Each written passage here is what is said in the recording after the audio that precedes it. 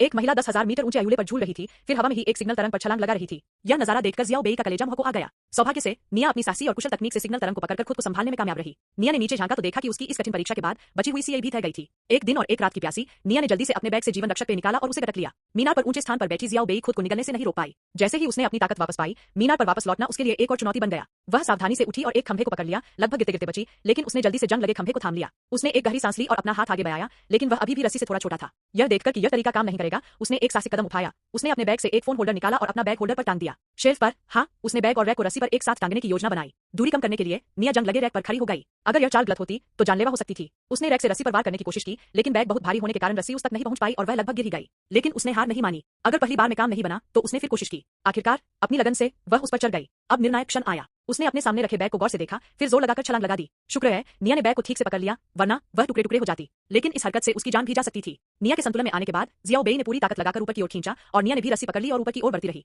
एक बेताब होकर ऊपर की ओर खींच रहा था और दूसरा बेताब होकर ऊपर चढ़ रहा था। जल्द ही निया सीढ़ी तक पहुंच गई। अगर वह सीढ़ी पकड़ पाती तो वह कामयाब हो जाती, लेकिन तभी एक दुर्घटना घटी। यह घटित हुआ। उस नाजुक क्षण में निया रस्सी पर से अपनी पकड़ खो बैठी और नीचे गिर पड़ी। एक तेज चीख सुनाई दी और फिर सन्नाटा छा गया।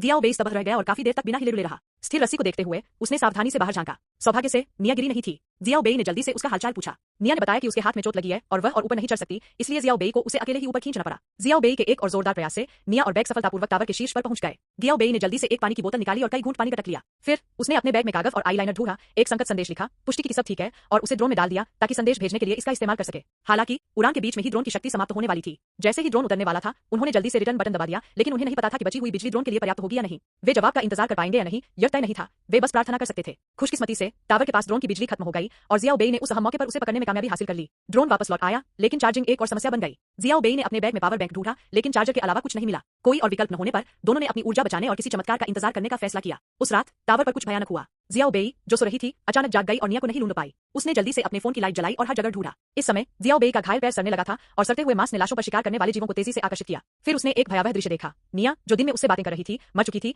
और निया का आधा चेहरा क्षत-विक्षत हो चुका था। फिर उन जीवों ने निया की आंखें फोड़ने की कोशिश की। इस दृश्य ने जियाओ बेई को पूरी तरह से जगा दिया। निया उसके बगल में सुरक्षित बैठी थी। पता चला कि यह सब एक बुरा सपना था। टावर के ऊपर से संदेश के साथ सिग्नल लाइटें बार-बार चमक रही थीं और जियाओ बेई को तुरंत एक विचार आया। सिग्नल लाइटें उसके ड्रोन को चार्ज कर सकती है। अगले दिन जब रोशनी अच्छी थी, जियाओ बेई ने पानी का आखिरी घूंट पिया और अपने घायल पैर को घसीटते हुए चलना शुरू कर दिया। उसके पैर की चोट गंभीर थी और वह इतनी पीड़ा में थी कि उसमें लगभग कोई ताकत नहीं बची थी। जब वह हार मानने ही वाली थी, निया ने नीचे से उसे गाना सुनाया, उसे आगे बढ़ने के लिए प्रोत्साहित किया। अंततः निया के प्रोत्साहन से वह कदम दर कदम चढ़ती गई और सिग्नल टावर के शीर्ष पर पहुंच गई। जियाओ बेई ने टावर से लाइट बल्ब हटाया, अपने ड्रोन को प्लग इन किया और ऊपर की ओर दौड़ी। लेकिन वह अभी नीचे नहीं जा सकती थी। उसे खंभे को पकड़े रहना था और उसके पूरी तरह चार्ज होने का इंतजार करना था। 3 घंटे बीत गए और वह दांत पीसती रही और डटी रही, जबकि उसके ऊपर बैठा खरगोश उसे डराने वाली नजरों से घूर रहा था। जियाओ बेई का पूरा शरीर बेकाबू होकर कांपने लगा, लेकिन खरगोश ने हार मानने का नाम नहीं लिया और लगातार हमले करता रहा। जियाओ बेई टूट गई और बेकाबू होकर रोने लगी, लेकिन जीने की इच्छाशक्ति ने उसे थाम रखा था। आखिरकार ड्रोन ने संकेत दिया कि वह पूरी तरह चार्ज हो गया है और वह सुरक्षित रूप से टावर प्लेटफॉर्म पर लौट आई। आराम करते हुए जियाओ बेई ने होटल की दूरी देखी और लोगों की कोई हलचल नहीं देखी। सही समय था। उसने जल्दी से ड्रोन को नियंत्रित किया और उड़ान भरने लगी। उनका बचाव इसी पर निर्भर था। जैसे ही ड्रोन होटल के पास पहुंचा, दोनों के चेहरे पर आखिरकार मुस्कान आ गई। हालांकि किस्मत हमेशा धोखा देती है। अपने गंतव्य तक पहुंचने से कुछ ही मीटर पहले एक ट्रक वहां से गुजरा, जिसने ड्रोन को गिरा दिया और निगरानी फुटेज को मिटा दिया। सौभाग्य से ड्राइवर ने जांच करने के लिए रुक गया। वे बस यही प्रार्थना कर सकते थे कि ड्राइवर जमीन पर पड़े ड्रोन को देख ले ताकि उन्हें बचाया जा सके। हालांकि ड्राइवर ने बस इधर-उधर देखा और जमीन पर पड़े ड्रोन को देखे बिना ही भाग गया। यह उनकी कमर तोड़ने वाला आखिरी तिनका बन गया। लेकिन जियाओ बेई ने तुरंत एक और योजना सोची। उसने जियाओ बेई को बताया कि जब वह ऊपर आई थी, तब उसने बैग नहीं उठाया था, बल्कि वह सैटेलाइट डिश पर गिर गई थी और खून बहने से उसकी मौत हो गई थी। जियाओ बेई इस सच्चाई का सामना नहीं कर सकी क्योंकि वह बहुत डरी हुई थी और कल्पना करती रही कि निया उसके पास है।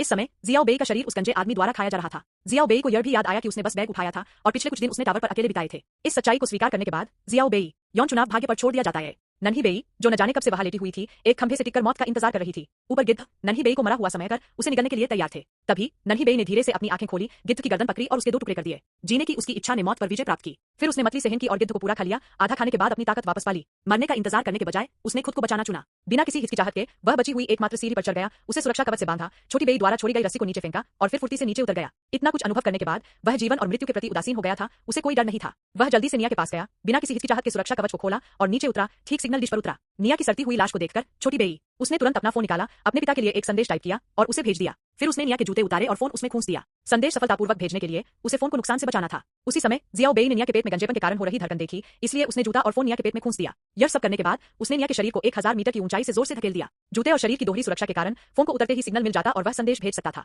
तभी सैटेलाइट डिश का संतुलन बिगड़ गया। जियाओ बेई सहज ही पीछे झुक गया। फिर उसे एहसास हुआ कि उसके पीछे कुछ नहीं है। वह तेजी से एक खंभे के पास गया। न जाने कितनी देर बाद जियाओ बेई के पिता और पुलिस संदेश पाकर दौड़े-दौड़े वहां पहुंचे। फटेहाल जियाओ बेई आखिरकार खुद को रोक नहीं सका और फुट-फुट कर रोते हुए अपने पिता की बाहों में गिर पड़ा। उस पल जियाओ बेई ने पुलिस को निया का शव ले जाते हुए देखा। उसकी आंखें निया के लिए अपराधबोध से भरी थीं। यह फिल्म हमें सिखाती है कि जिंदगी छोटी है, पल भर के सुख के लिए अपनी जान कुर्बान मत करो।